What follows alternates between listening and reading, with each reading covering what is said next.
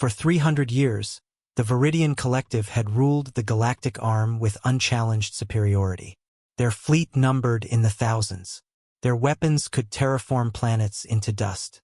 And they had never, not once, faced a species that could stand against them. The Veridian were tall, crystalline beings of light and mathematics. They had evolved beyond emotion, beyond irrationality. Their decisions were pure logic, optimized and perfect. Humanity? They barely registered as a footnote in the Collective's databases. Commander Sael'vik stood at the observation deck of the Dominion's Will, a warship so massive it cast shadow over entire moons. Through the viewport, she could see it. A small, battered human vessel, adrift and powerless near the contested Meridian colonies. The ship had wandered into Veridian space, its transponder dark, its engines cold. It was dying. "They don't even know we're here," her tactical officer observed, a note of something almost like disappointment in his crystalline voice. These humans were supposed to be a threat, the Council had warned. Recent intelligence suggested they were becoming a problem. Sael'vik found that hard to believe. "Hail them," she commanded. There was no response, just the slow, helpless rotation of the human vessel against the void. The Council of the Veridian Collective had convened 3 cycles ago with a single topic: humanity. They were young, barely 10,000 years old as a spacefaring species. They were illogical, driven by primitive emotions: loyalty, courage, desperation. They were, by every rational metric, inferior. And yet, they persisted. Human colonies had begun to flourish on worlds the Collective had deemed unprofitable. Human traders had infiltrated markets, their prices undercut by labor the Veridian considered beneath rational consideration. Worst of all, human military vessels had begun to appear at borders, small and crude by Veridian standards, but present, challenging. The decision was unanimous. Humanity must be reminded of its place. A show of force, a demonstration that the galaxy belonged to those with the power to command it. Now, with the human vessel drifting helplessly before her, Sael'vik felt only a mild curiosity. She activated the translation matrix. "This is Commander Sael'vik of the Veridian Collective. Your vessel is in violation of restricted space. Prepare for inspection and immediate surrender of all data, coordinates, and technology. You have 30 rotations to comply." Silence answered her.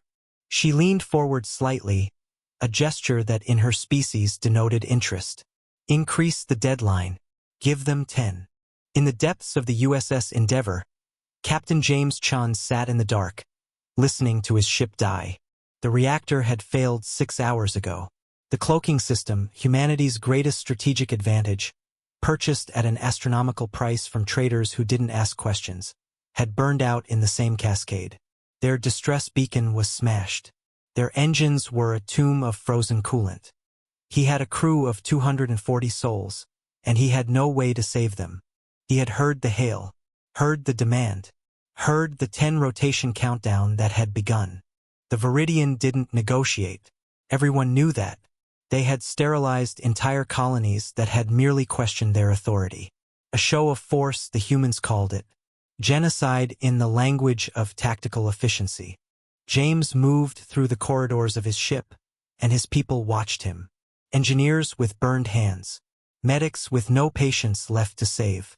Soldiers with weapons that couldn't possibly reach a ship so vast it blotted out the stars. He found them in the crew quarters, huddled in the dark.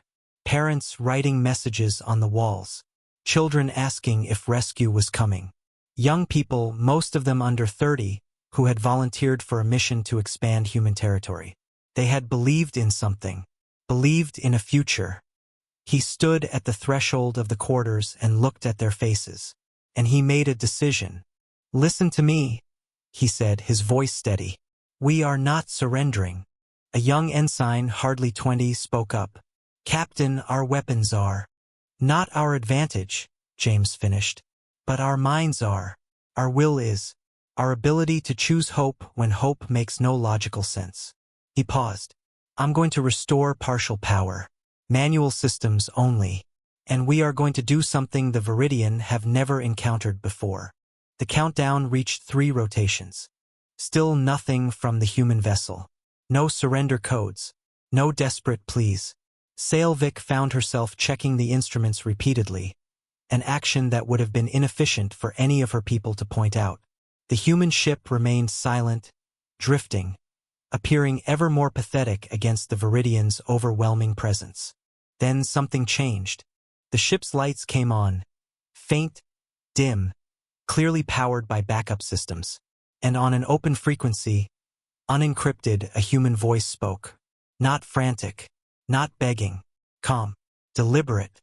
"This is Captain James Chen of the United Earth Alliance. We are outmatched. We are outgunned. We are going to die." A pause. "But before we do, I want you to understand something." Sael'vik felt something flutter in her crystalline structure. It was unfamiliar, disquieting. For 1,000 years, humanity has faced extinction a dozen times. We've been hunted, enslaved, nearly destroyed by plague and war and our own hands. And every single time we chose to survive, not because we were the strongest, but because some human, chose to protect those they would never know. Chose to sacrifice everything for people they would never meet. On the screens, the USS Endeavour began to move. Not its engines, those were still dead. But the vessel angled itself, slowly, deliberately, between the Dominion's will and the small colony world. "There are 30,000 civilians below," Captain Chen continued. "Families, children. They're gonna die if you fire on us. And we know you will. It's logical. We're expendable. They're irrelevant to your calculations. But here's what you don't understand about us, Commander. We don't calculate in those terms." Sael'vik found herself unable to respond. The frequency fell silent. In that silence, something unprecedented occurred. For the first time in 300 years, the Veridian Collective hesitated. Commander Sael'vik stood motionless at her viewport, watching the fragile human ship, barely a speck against the infinite dark, position itself between death and those it loved. And in that moment, her calculations changed. The order came swiftly. "Stand down. Prepare aid vessels." Below, in the crew quarters of the USS Endeavour, Captain Chen held his people as their ship flooded slowly with emergency oxygen and water reclamation coolant. They would live. The Veridian, to everyone's astonishment, had answered with rescue shuttles. They had broken orbit. They had stopped. 3 months later, in the halls of the Veridian Council, Commander Sael'vik addressed the collective for the first time in a century. "We have studied the humans," she said.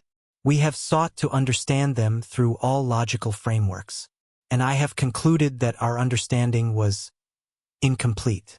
We measured them by strength, by technology, by our metrics of efficiency. We did not account for something. Humanity is not the..." She paused, and in that pause, something unfamiliar crossed the council. "We were wrong to regard them as inferior. We were wrong to seek to dominate them.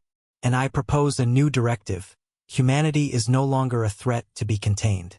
Humanity is a reminder, a mirror showing us what we have forgotten in our 300 years of unopposed power.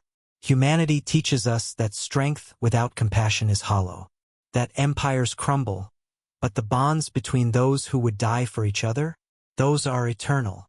And for the first time, the galaxy understood what it truly meant to be human.